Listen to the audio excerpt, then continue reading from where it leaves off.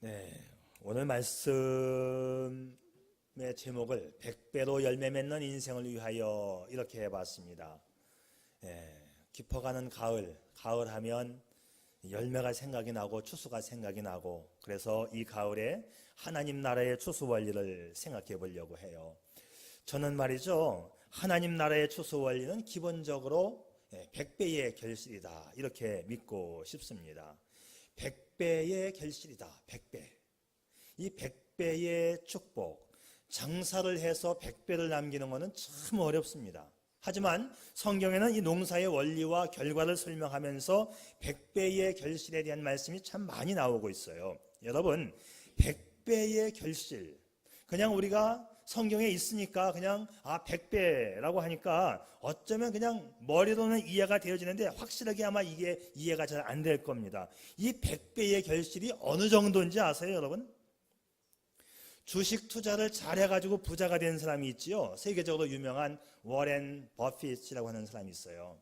이 사람은 주식 투자를 통해서만 세계에서 2인자가 되었어요. 빌 게이츠 두 번째로 부자가 되었어요. 자, 이 워렌 버핏에게는 일화가 있는데, 버핏과 함께 점심 식사를 하면서 3시간 동안 주식 투자에 대한 설명을 듣는데 그 점심값이 얼마냐? 경매를 했더니 210만 달러의 점심가가 낙찰이 됐어요. 210만 달러면 한국 돈으로 25억 원. 그러니까 점심 한 끼에 25억 원을 내고 3시간 동안 밥을 먹으면서 주식 투자에 대한 설명을 듣는 거예요. 근데 이것이 한 사람이 아니었습니다. 계속적으로 나도 해갖고 여러 번의 식사가 있었는데, 이 식사를 했던 사람들 얘기가 아깝지 않다. 20억 이상을 내고 3시간 설명을 들었는데 아깝지가 않다. 모두가 다 그렇게 이야기를 했습니다. 그러면 이 워렌 버핏이 얼마나 주식 투자를 잘해가지고 어떻게 세계적인 부자가 되었을까? 자, 통계를 내보았더니 이 버핏은 40년 동안 연평균 25%의 수익을 올렸어요. 연평균 25%의 수익을 가지고 세계 2등 가는 부자가 됩니다. 연평균 25%가 어느 정도의 수익인가? 퍼센트에, 저는 아주 숫자가 제가 아주 잘 못하는데 25%의 수익은 이런 거예요. 자, 강남에다가 10억짜리 아파트를 샀는데 그 다음 해에 20억이 되면 이게 몇 퍼센트 뛴 거예요? 10억이 20억 됐으니까 100% 뛴 거죠. 이 100% 뛴 거를 가리켜서 우리는 몇 배 이익이라고 말해요? 2배라고 말하는 거예요. 10억이 20억 된 거, 100% 뛴 걸 가리켜서 우리는 2배라고 말합니다. 이 2배는 버핏보다도 4배를 더 잘한 거예요. 고작 버핏은 25%의 수익률인데 100%의 수익률을 냈으니까 버핏보다 4배. 그러면 성경 말씀에는 100배의 수익을 올린다고 했어요. 100배의 수익을. 그럼 이 100배는 버핏보다도 200배나 잘하는 거예요. 이제 이해가 되시겠어요? 버핏이 25%의 수익률을 가지고 세계 2등 부자가 되었다면 하나님의 말씀에는 100배의 수익을 낸다. 버핏보다 200배를 잘하는 수익입니다.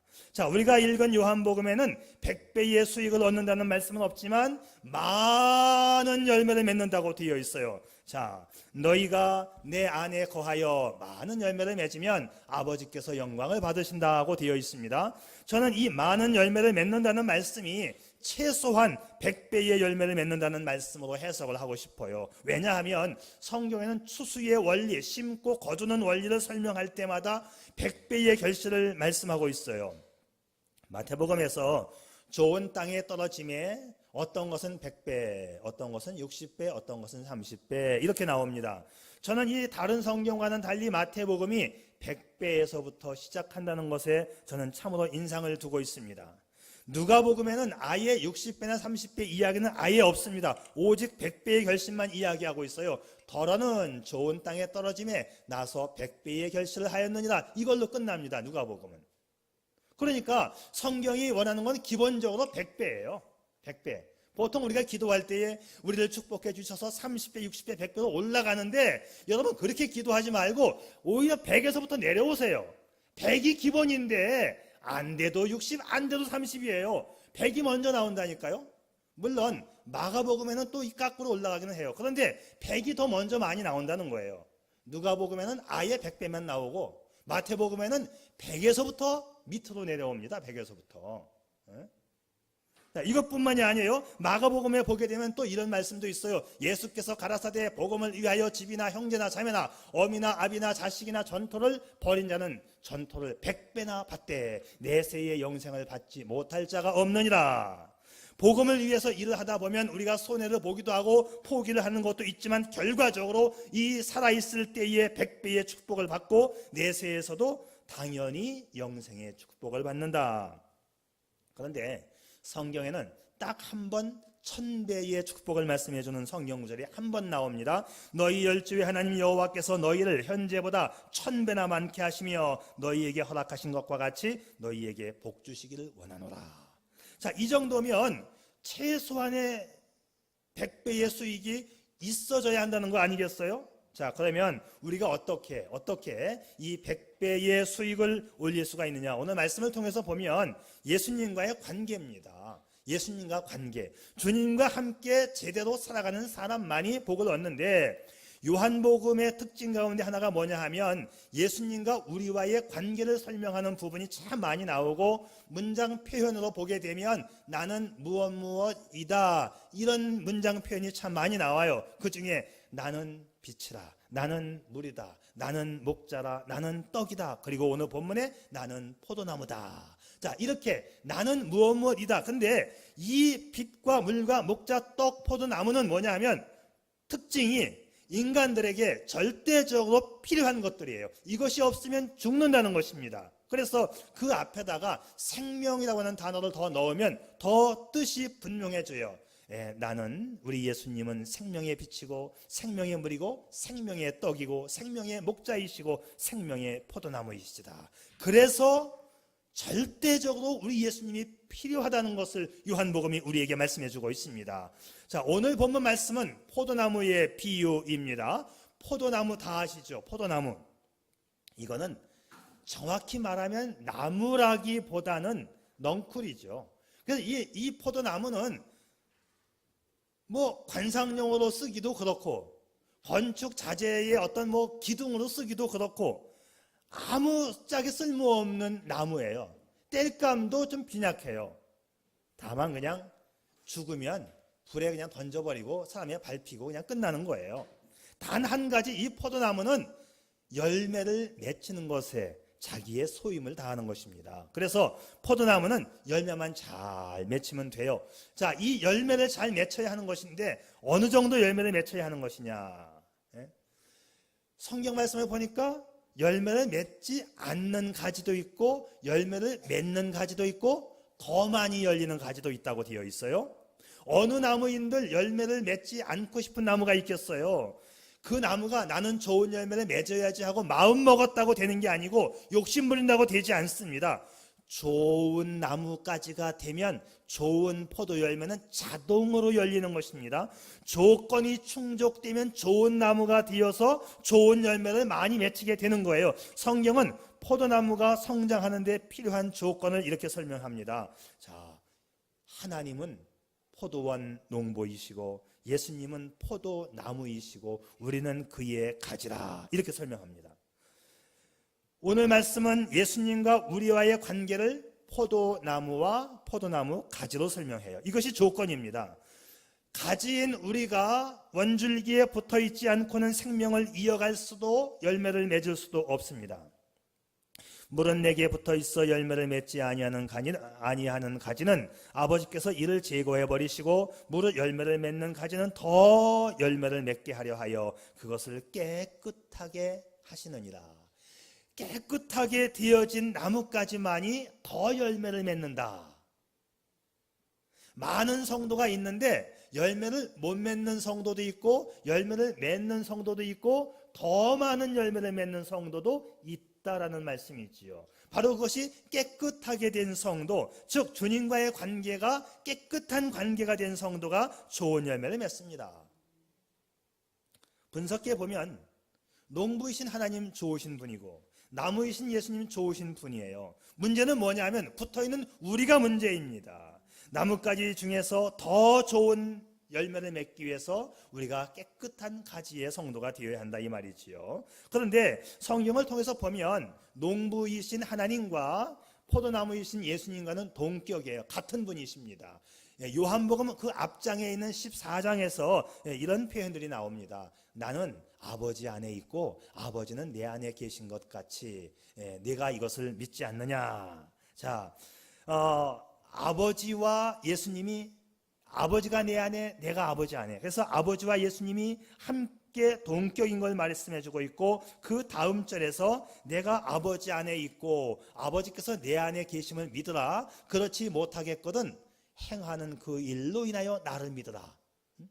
그러니까 내가 하는 일이 곧 아버지의 일이고 아버지의 말씀대로 내가 하기 때문에 나 하는 일을 보면 바로 아버지와 내가 동격인 것을 알 수 있지 않겠냐, 그런 말씀이지요. 그러니까 14장 그 앞장에서는 예수님과 아버지와의 관계를 설명하고 있어요. 아버지와 아들이 동격의 관계인 것처럼 그 하는 일도 선하고 그 일로 인하여서 아버지께서 기뻐하시는 것처럼 우리가 나뭇가지인 우리가 나무이신 예수님과 좋은 관계를 맺으면, 우리가 이제 예수님과 동격이 되면 우리가 좋은 열매를 맺게 된다는 말씀이지요. 자, 정리해 보면 14장은 아버지와 예수님과의 같은 관계를 설명했고 15장에는 우리가 예수님과 같은 관계가 되면 많은 열매를 맺고 아버지께서도 기뻐하신다.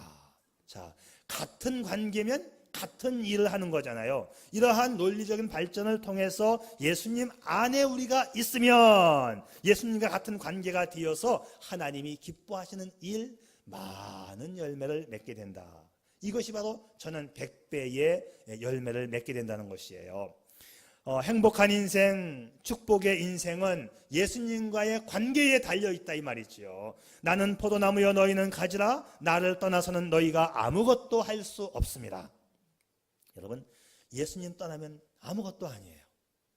아직도 예수님과 관계를 맺고 있지 않은 분 계시다면 개인적으로 예수님을 만날 수 있기를 바랍니다. 개인적으로 예수님과 관계를 맺을 수 있기를 바랍니다. 주님과 관계를 맺는 것은 주님을 나의 구세주와 주님으로 받아들이고 영접하는 것을 이야기해요. 예수님, 나의 죄를 용서해 주시고 나의 주님이 되어주셔서 내 삶을 인도해 주세요. 나는 주님이 필요해요. 내가 제사함 받고 하나님의 자녀가 되고 구원받고 싶어요. 주님, 나를 용서해 주시고 나를 인도해 주세요. 이 하나님 앞에 요청 드리면 그 주님은 우리의 죄를 용서하시고 우리를 하나님의 자녀 삼아 주시는 것입니다.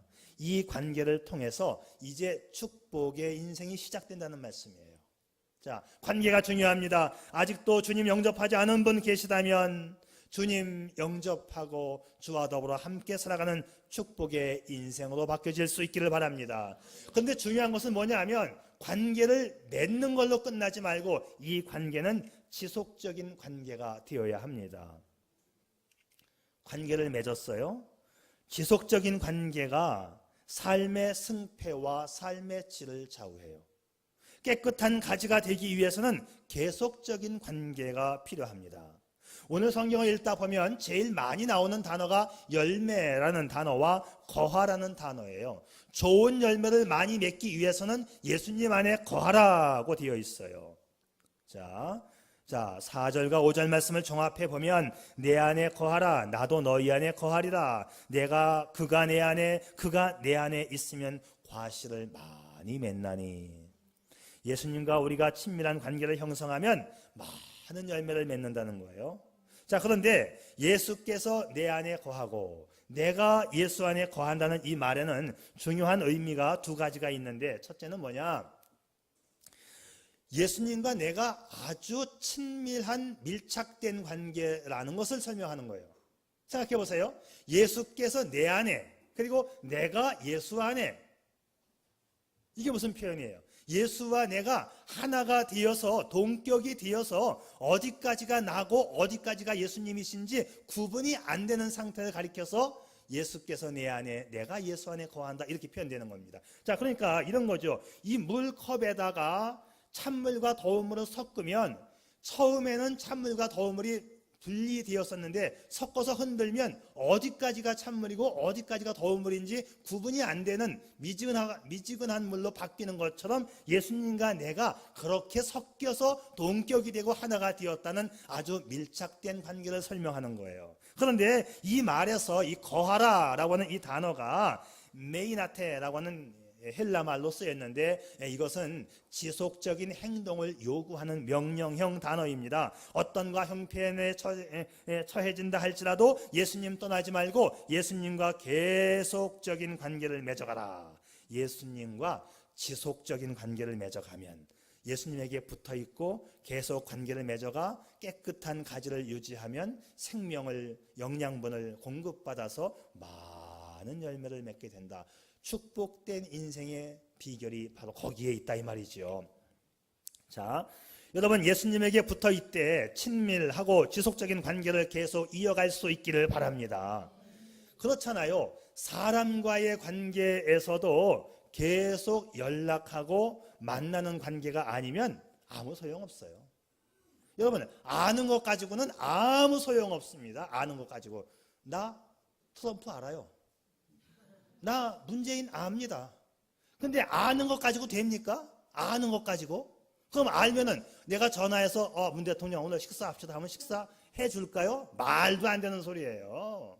아는 것 가지고는 안 됩니다. 여러분 예수님 안다? 아는 것 가지고 안 돼요. 관계가 중요해요. 관계가 중요합니다. 사람과의 관계에서도 이 관계가 매일 연락하고 매일 만나는 게 얼마나 중요합니까? 내 중에 연락이 없다가 갑자기 전화해갖고 내일 우리 아들 결혼해. 이거 안 되는 말이에요. 이거 연락 없이 지내다가 밑도 끝도 없이 전화해갖고 밥 먹자. 이거 미친놈 아니야? 그렇게 되는 거잖아요. 자, 연락해야 돼요. 사람에게도 관계가 중요합니다. 그 관계도 지속적인 관계가 있어야 돼요. 지난주에 관계가 중요하다는 것을 일깨워주는 하나의 사건이 있었어요. 바로 지난 주일 수요일 날 개천절 날이었죠. 대부분의 목회자들이 늘 새벽 기도해야 되고 수요 예배, 금요 예배에 걸리니까 교회 행사가 아니면 멀리 지방으로 출타하는 일은 거의 없습니다. 저도 지금까지 3, 40년을 목회하면서 그렇게 살아왔어요. 그러다 보니까 지방에 안 내려가니까 친구들을 만날 수가 없잖아요. 나는 내 친구들하고 헤어져 산 지가 40년이 넘었어요. 초등학교 친구들하고. 어쩌다 시골에 가면 이웃집에 사는 친구나 만나고 올까? 친구가 없어요. 근데 수요일 날 아침에 느닷없이 동생이 전화를 해가지고 형 안 내려와? 그러는 거예요. 아니 내가 왜 내려가? 갑자기 오늘 동창회인데 총동창회야. 그러니까 우리는 식구들이 다 그 학교 다녔으니까는 우리 할아버지는 1회, 아버지는 37회, 나는 51회 다 그래요. 그러니까는 그냥 온 동네가 다 모이는 날이니까 오는 줄 알았는가 봐요. 한 번도 간 적도 없어요. 근데 말이야 형, 그 형 친구 중에 이재복이라는 형이 있는데 목사가 됐대. 그리고 미국에서 목회를 한대. 근데 왔어. 이걸 가야 되나 말아야 되나 갈등이 생기는 거예요. 나는 내 친구 목사가 한 명 있었어요. 곽요천이라고. 근데 얘가 일찍 죽었어요. 그래서 늘 마음이 아파요. 친구 중에 목사가 있었으면 좋겠다 했는데 어디선가 나타난 거예요. 재복이가 목사라고. 근데 재복이가 누군지를 모르겠는 거예요. 도대체가. 야, 그러면 말이다. 재복이 사진을 찍어갖고 나한테 지금 보내줘. 그리고 내가 갈지 안 갈지 내가 모르겠어. 근데 수원에서 또 우리 목사님 중에 아프신 분이 있어가지고 그러면 내가 이천에 들려서 수원으로 해서 집에 빨리 오자. 그냥 얼굴만 찍고 오자. 너무너무 보고 싶어서. 그래서 이제 사진을 보니까 그냥 머리는 허옇게 씌었고 할아버지 같은 사람이 사진이 왔는데 도저히 모르겠어요. 야, 세월이 이렇게 흘렀나? 이 친구가 누군가? 이게 목사인가? 이게 친구인가? 그리고 야, 그럼 내가 간다고 말해줘. 붙잡아놔. 제복이 딴 데 못 가게. 그렇게 해놓고 그냥 불이 나게 내려갔지요. 내려갔는데 나는 51회 졸업생인 것만 알고 운동장에 들어가니까 천막이 수십 개가 쳐져 있는 거예요. 그러니까 자기 동창 천막을 찾아가야 되는 건데 51회를 이제 찾아갔는데 51회 앞에 가서 보니까 한 명도 모르겠어요. 한 명도. 그래서 제가 내가 51회가 아닌가? 그렇잖아요.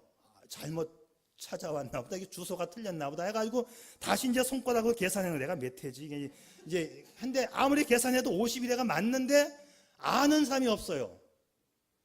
그러면 누군가가 나를 알아보면 되잖아요. 그래서 거기서 알아봐 달라고 이렇게 서 있는데 아무도 알아보지도 않아요 또. 아 이거 큰일 났네 이거 진짜. 이거 어떡하지? 나 고아가 된 거잖아요. 그 동생 보고 전화해서 물어보니까는 나 몇 회니? 그랬더니 형 51회가 맞아 그러더라고요. 아 그래? 근데 이름을 부를 수가 있어야지 알아야 누군지를 모르니까 한참을 쳐다보고 있으니까 한 친구 얼굴이 떠올라요. 아 맞다 이게 내 친구구나. 주소가 그랬더니 걔는 또 날 몰라봐요 또. 너가 누군데? 대환이라고 그랬더니 그러냐? 너 미국 갔대더니 너 목사 됐잖아. 이제 소문은 들어서 알고 있는데 내 얼굴을 몰라봐요. 거기서 이제 대환이가 왔다고 뭐 동물원의 원숭이가 된 거예요. 얘 알아? 다 이제 이름 알아맞혀 보라고. 모르겠어요. 너 어느 동네지? 동네 이름이 뭐니? 너는 뭐니? 너 첫 글자만 대봐 이름을. 이러면서 이제 하다 보니까 그래도 남자친구들은 반 정도는 이제 알아맞혔어요. 반 정도는. 저쪽 한구통에서 여자 동창들이 제가 대환이래 하면서 쳐다보고 수근수근 되는데 저쪽을 보니까 우리 아줌마들은 더 모르겠어요. 하나도 모르겠어요. 예? 뭐 그런가 보다 이제 하고 이야기를 하고 있었어요. 그런데 이렇게 이야기를 하고 있는 가운데 내가 느낀 것은 뭐냐 하면 그동안 내가 너무나 관계가 소홀했구나. 다른 친구들은 다 알고 있는데 나만 모르고 있는 거예요. 내가 관계가 너무나 소홀했구나. 관계가. 한참을 이야기하고 있는데 저쪽에서 한 아리따운 여인이 걸어오고 있어요. 고개를 숙이고 얌전히 걸어오더니 여자 동문들 틈에 딱 앉더라고요. 근데 나는 그 아이는 아니죠. 걔를 한눈에 알아볼 수가 있었어요. 딱 보니까 누군지 알겠더라고요. 그 여인이 소위 말하는 이게 첫사랑이라고 그러나? 그런 거 있잖아요. 예. 그래도 관심이 있었던 사람은 43년의 세월이 흘렀는데 그 많은 인파 중에서 걔만 알겠더라고요. 딱 보니까 걔예요. 약간 가슴이 좀 뛰기도 하고 이거를 불러야 되나 말아야 되나? 근데 보고 싶었거든요.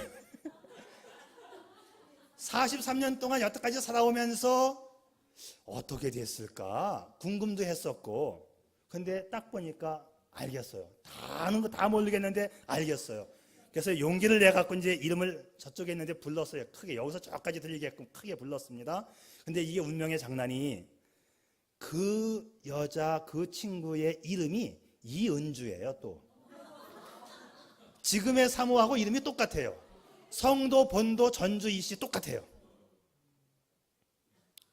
그래서 은주야 하고 불렀어요. 근데 은주가 그 많은 여자애들이 나를 다 몰라봤는데 은주만 또 나를 알아봐요. 또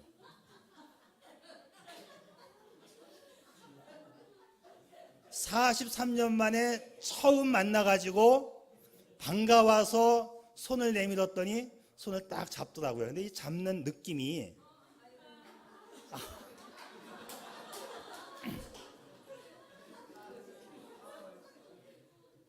조금은 남다르다고 하는 느낌을 제가 받았어요. 그리고 이렇게 거친 일을 하지 않은 아주 보드라운 손길을 제가 느끼면서 딱 붙잡았는데 43년 만에 만나면 무슨 말을 할 것 같아요, 여러분들은? 근데 묻지도 않았는데 먼저 말을 꺼내요. 은주가 이렇게 얘기를 하더라고요. 네가 보내준 편지 오랫동안 갖고 있다가 버렸어. 너가 보내준 편지 오랫동안 갖고 있다가 다 버렸어. 그런데 이제 우리 이제 남자친구들 옆에서 이렇게 왔다 갔다 하고 이제 우리 붙잡고 이야기하는 걸 듣고 있다가 옛날에 이제 반장했던 친구가 근데 말이지 은주 너 우리가 다 좋아했어. 너 이뻤잖아. 공부도 잘했고 우리가 말을 안 해서 그렇지 너 은주 나 다 좋아했어. 야 너 인기 많았어. 이제 이러고 있는데 그러면서 이 친구가 우리 주석이가 그래요. 중요한 것은 근데 은주가 아직도 시집을 안 갔다는 거야. 은주가 아직도 씹어요. 제가 농담으로, 야, 막 그러면 연락을 해지 그랬어. 여기 있는 은주한테 미안한 거지, 이거는. 야, 막 그러면 연락을 하지. 그랬더니 이제 그제서 얘가 붙잡고 있던 손을 놓으면서 에이! 그리고 이제 자기 자리로 갔습니다. 자, 그래서 이 재미난 사건이 끝이 났어요.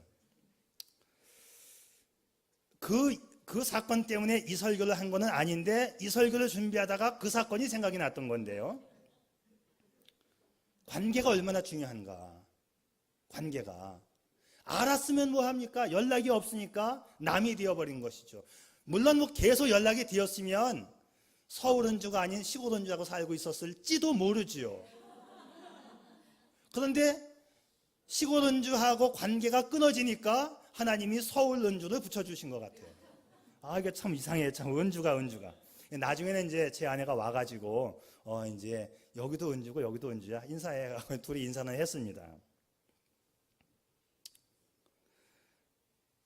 그런데 참 묘한 것이 아까도 말했지만 40여 년이 흘렀는데도 관심이 있었기 때문에 서로가 한눈에 알아볼 수 있었다. 그런데 알아보기는 했지만 이미 단절된 관계는 아무 의미가 없습니다. 여러분 생각해 보세요. 주님과의 관계는 어떻습니까? 주님과의 관계가 있었기 때문에 주님이 나를 알아볼 수 있을지는 모르지만 날마다 계속되어지는 관계가 아니라고 한다면 주님의 사랑도 주님의 돌보심도 주님의 축복도 없을 것입니다. 오늘 성경 말씀이 그걸 말해주고 있는 거예요.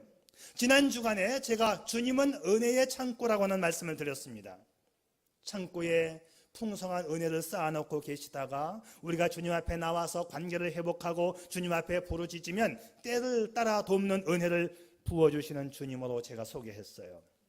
주님과 관계를 계속 이어가는 길은요, 계속적으로 주님 앞에 나와서 기도하고 말씀 보는 길밖에는 없습니다. 계속된 관계가 계속된 축복의 통로임을 믿으시기를 바랍니다.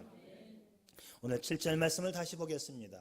너희가 내 안에 거하고 내 말이 너희 안에 거하면 무엇이든지 원하는 대로 구하라. 그리하면 이루리라.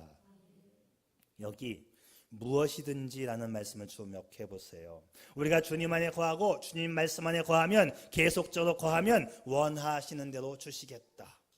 이것이 100배의 약속을 뛰어넘는 축복입니다. 사랑하는 성도 여러분, 날마다 예수와 더불어 인격적 관계를 맺고 살아갈 수 있기를 축복합니다.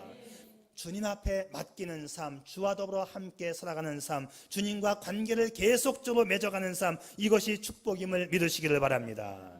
자, 오늘 말씀은 관계의 지속적인 결과는 뭐냐? 그건 사랑이라고 말을 해요. 관계의 핵심은 무엇보다 사랑입니다. 9절 말씀을 보세요. 아버지께서 나를 사랑하신 것 같이 나도 너희를 사랑하였으니 나의 사랑 안에 거하라. 아버지의 아들 그 예수님, 아버지의 사랑이 아들 예수님에게로 이어졌고 예수님의 사랑은 우리들에게로 이어졌습니다. 10절 내가 아버지의 계명을 지켜 그의 사랑 안에 거하는 것 같이 너희도 내 계명을 지키면 내 사랑 안에 거하리라. 요한복음 15장은 이제 사랑이라고 하는 주제로 넘어왔습니다. 사랑이라고 하는 주제로서 하나님과 예수님과 우리를 함께 묶고 있는 거예요. 좋은 열매를 많이 맺으려면, 깨끗한 가지가 되려면 우리가 예수님을 뜨겁게 사랑하는 관계가 되어야 합니다. 우리에게서 이제 이 사랑은요, 이제 또 이웃에게로 흘러가는 것이 되어야 합니다. 내가 너희를 사랑한 것처럼 너희도 서로 사랑하라. 여러분, 100배의 복된 삶을 원하시나요? 하나님 사랑, 우리 예수님 사랑, 그리고 이웃 사랑할 수 있기를 바랍니다. 내가 버려진 존재, 소외된 존재, 미천한 존재임에도 불구하고 하나님께서 나를 사랑하시면서 나를 부르셨습니다. 그래서 내가 하나님의 사랑을 받고 자녀가 되었고 복된 축복의 문이 열렸어요. 주님은 오늘 우리에게 말씀하십니다. 내가 너를 사랑한다. 내가 너를 위하여 목숨을 버렸노라. 내가 너를 사랑하여 내 생명을 담보로 너를 구원한 것처럼 너희도 나를 사랑하여 다오. 그러면 많은 열매를 맺게 될 거야. 100배의 이 복된 인생을 위하여 예수님의 사랑, 이웃 사랑을 실천하는 여러분 될 수 있기를 바랍니다. 그러니까 이 100배 축복의 원리가 참 단순하지 않습니까? 예수님과의 관계를 갖되 지속적인 관계를 갖고 사랑의 관계를 이어가야 된다 이 말이지요. 여러분, 머릿속에만 있는 관계는 아무 소용없습니다. 관계가 중요해요. 계속 연락을 주고받아야 합니다. 머릿속에만 있으면 시골 은주같이 되는 거예요. 우리는 예수님으로부터 생명과 은혜와 축복을 공급받는 관계입니다. 우리는 예수님과 필연적인 관계를 나누는 사람들 아닙니까? 너희가 나를 떠나서는 아무것도 할 수 없다. 우리가 능력 있는 삶을 살고 우리가 행복하게 살고 기쁘게 살 수 있는 것은 바로 예수님이 능력이기 때문이에요. 예수님의 능력과 관계가 단절되어 버리면 끝난 인생입니다. 끝난 인생, 가룟 유다와 같은 인생이지요. 오늘 요한복음 15장을 읽으면서 또 놀라운 사실 하나는, 하나님께서는 많은 열매, 좋은 열매를 맺을 것은 기대했지만 과일을 맺어라 이런 표현은 안 썼습니다. 그 대신 뭐냐면 붙어 있어. 깨끗한 관계가 맺어지기만 하면 돼. 꾸준히 관계만 맺어지면 그 증표로서 사랑하기만 하면 100배의 축복 인생 내가 보장해 줄게. 그것이 오늘 말씀 속에 들어있는 거예요. 그러니까 우리는 뭐냐면 끝까지 붙어있는 관계, 끝까지 관계를 맺는 이 주님과의 관계가 계속적으로 이어져야 한다 이 말이지요. 여러분, 아이들은 엄마 따라 시장을 가면 엄마 치맛자락만 꽉 붙잡고 있으면 되는 거예요. 이거 놓치면 큰일 납니다. 많은 사람들 가운데서 이 치맛자락 놓치면 엄마 잊어버리는 것이죠. 그런데 엄마 치맛자락 꽉 붙잡고 있으면 사탕도 얻어먹고 라면 땅도 얻어먹고 쫀득이도 얻어먹는 거예요. 이거 꽉 붙잡고 있어야 됩니다. 그래서 우스갯소리로 기는 놈 위에 뛰는 놈이 있고 뛰는 놈 위에 나는 놈이 있고 나는 놈 위에는 타는 놈이 있는 거예요. 이 타는 놈이 뭐냐? 이게 붙잡은 놈이에요. 붙잡은 놈. 붙어있는 놈이 최고입니다. 파리가 여행 가방에 꽉 붙어 있으면 비행기 타고 미국도 가고 영국도 가는 거예요. 붙어 있어야 돼요. 예수에게 붙어 있을 수 있기를 바랍니다. 붙어 있는 증표는 뭐냐? 그것이 사랑입니다. 구스타프 도레라고 하는 유명한 프랑스 화가가 한 제자를 맞이하게 됐는데, 이 제자가 선생님, 예수님의 얼굴을 내가 그려갖고 왔습니다. 한번 봐주세요.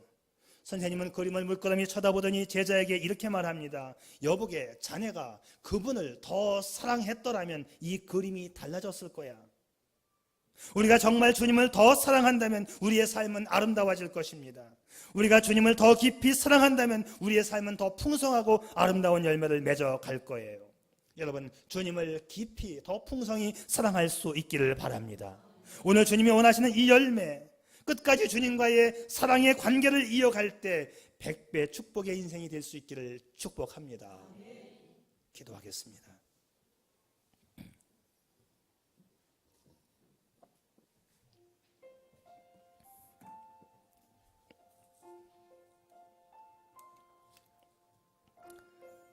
당신은 인생이 지금 잘 풀리고 있다고 생각합니까? 아니면 왠지 꼬이는 듯 안 풀리고 있다고 생각합니까? 잘 안 풀리는 것 같다면 혹시 인간관계에서 실패한 것은 아닐까요? 인간관계에서 실패하면 외면당하고 버림받고 추방당하여 홀로 살아가는 고독한 존재가 됩니다. 그러나 인간관계에서 성공하면 주변에 친구가 생기고 도와주는 사람이 생기고 내 실수도 용납되고 삶의 활력이 붙으며 성공의 대가로 내게 많은 것이 주어집니다. 사람들이 나를 인정해 주기 때문이지요. 그런데 당신이 예수와의 관계에서 성공했다고 합시다. 아무리 어려울 때에도 힘들고 괴로울 때에도 눈을 들어 바라볼 대상이 있고 입을 열어 기도할 대상이 바로 그 예수님이시라면, 그 주님 예수께서 당신 편이 되어주시면 인생은 막힘없는 시온의 대로가 펼쳐질 것입니다.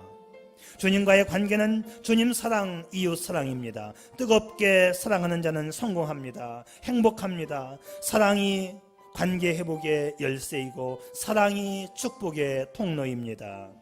사랑으로 주님과 이웃과의 관계를 열어가는 행복자가 되십시오. 아버지 하나님, 우리는 예수님과 그냥 걸쳐 있는 관계가 아닌 밀착된 관계로 살아가고 싶습니다. 더 주님을 뜨겁게 사랑해서 주님이 주시는 은총과 놀라운 축복을 받아가며 살아가는 풍성한 축복의 성도들 되게 해 주옵소서. 예수님의 이름으로 기도 올리옵나이다. 아멘.